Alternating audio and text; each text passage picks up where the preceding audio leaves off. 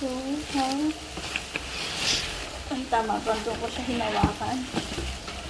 Oh no! Tcharam!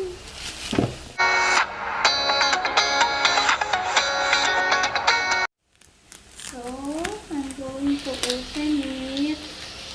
So, this one we bought in Shopee.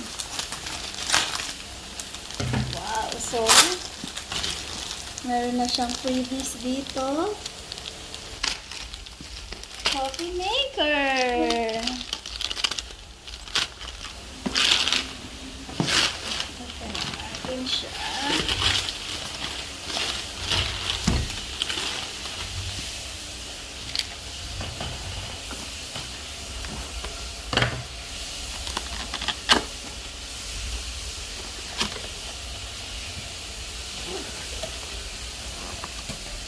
Tcharam!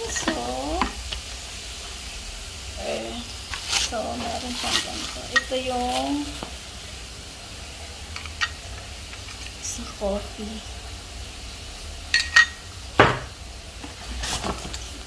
Okay. Tcharam! So, what's this? So, ito yung kanyang on and off.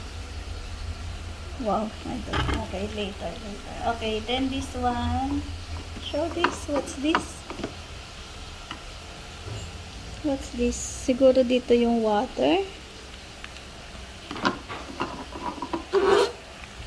Okay, and then sabi niya lock. Lock. Insert lock. Okay. What is this?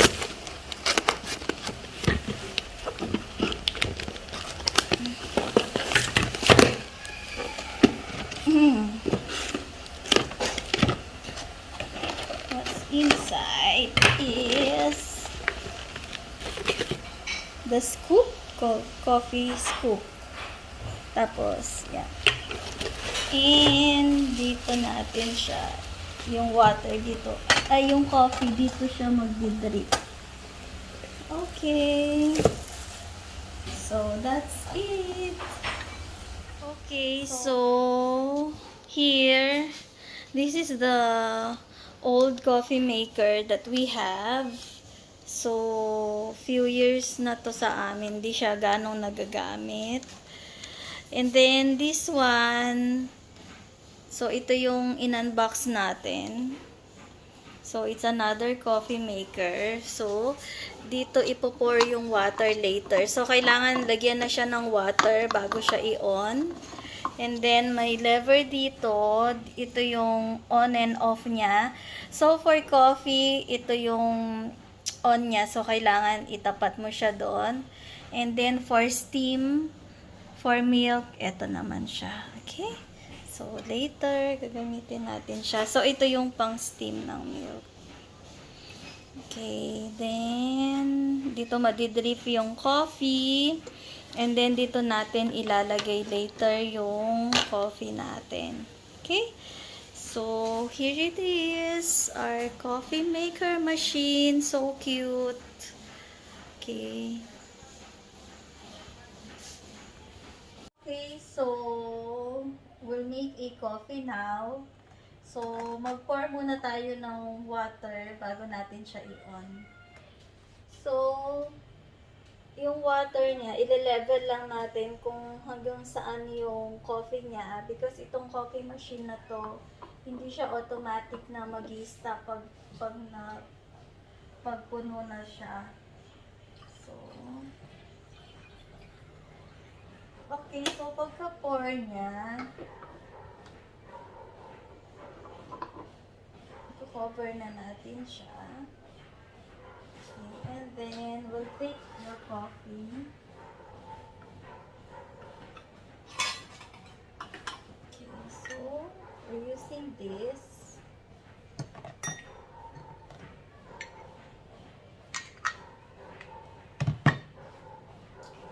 So,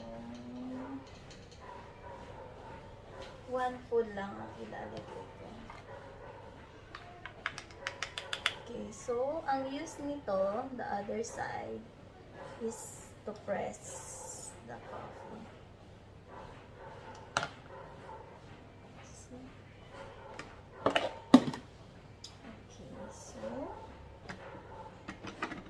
so it says here, insert and lock. Okay, so we'll insert it, and then we lock it. Okay, so after we insert it, lalagay na natin to below kasi dito magdi-drip yung coffee. And then we can turn it on. And then ito turn on natin siya dito sa cup. Then ayan, iniilaw mo siya.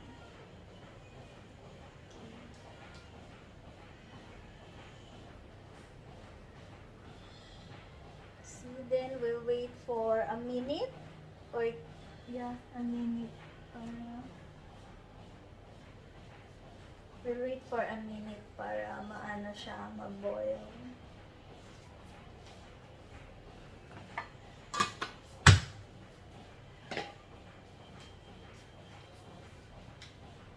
So it's starting to drip. I'll show you. Mas malapit.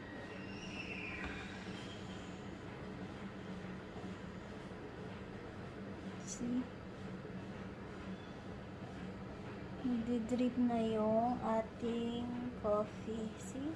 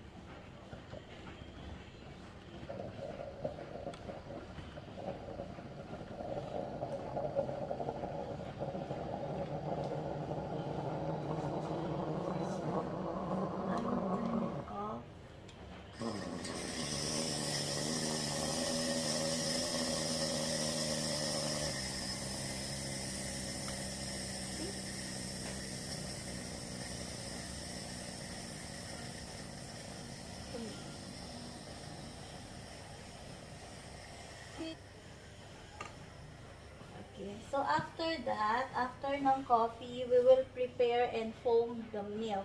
Okay? Okay, so after nating magawa yung coffee, ngayon, nandito yung kanyang, kailangan natin siyang i-on dito sa steam side. Ayan, steam. Okay. So, hintayin natin siyang a bit na maging hot. Ayan. So, lumalabas na yung steam niya. Okay, you see? And then, we'll start pouring the milk.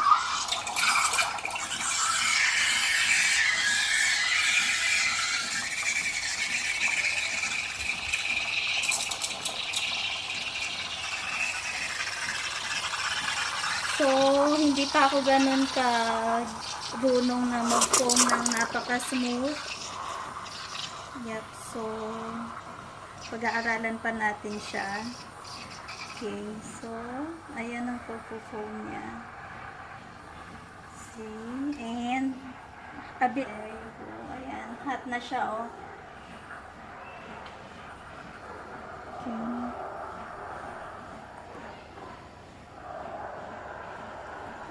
Ayan, nagpo-foam na siya. Okay, so I think enough na muna kasi hot na din yung milk natin. So what we'll do is we will manually turn it off.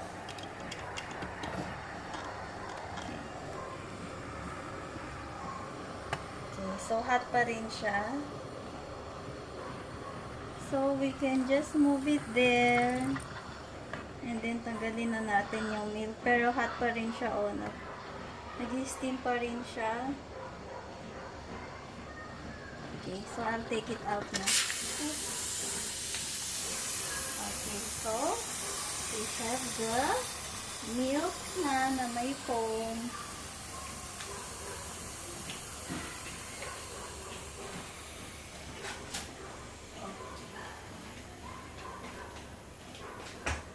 And then, so, we'll prepare na our coffee.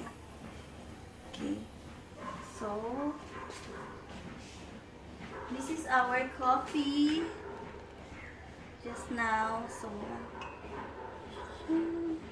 see, hot pa rin siya. May half. Yan. Okay. And then, here's my milk. Okay, pour ko na din ang aking milk. Then, I'll put the foam on top. Yun. Chanan! I already have my coffee. See?